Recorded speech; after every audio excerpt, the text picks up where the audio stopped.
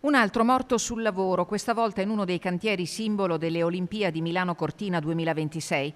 È accaduto nel cuore della notte tra l'8 e il 9 gennaio allo Stadio del Ghiaccio di Cortina d'Ampezzo. Un vigilante di 55 anni, Pietro Zantonini, originario di Brindisi, è stato trovato senza vita mentre stava svolgendo il proprio turno di lavoro. L'uomo, alle dipendenze di una società di vigilanza contrattualizzata da Fondazione Milano Cortina, era impegnato nell'attività di sorveglianza all'esterno dello stadio, in un'area esposta e con temperature rigide. A lanciare l'allarme sono stati i colleghi, ma per il 55enne non c'è stato nulla da fare.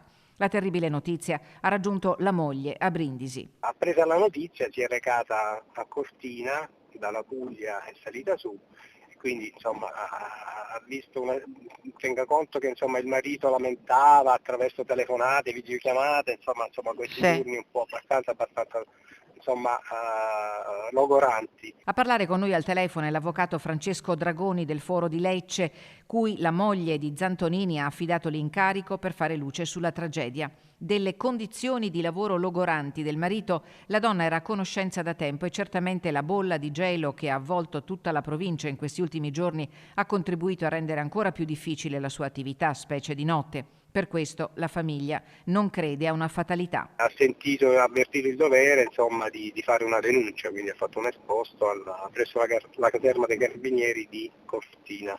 La denuncia è stata formalizzata ai militari della compagnia di Via Guide Alpine. Gli atti sono arrivati alla procura che ha disposto il sequestro della salma per l'autopsia che potrebbe già essere eseguita lunedì prossimo. L'accertamento medico-legale dovrà chiarire le cause del decesso e verificare se le condizioni di lavoro possano aver avuto un ruolo determinante.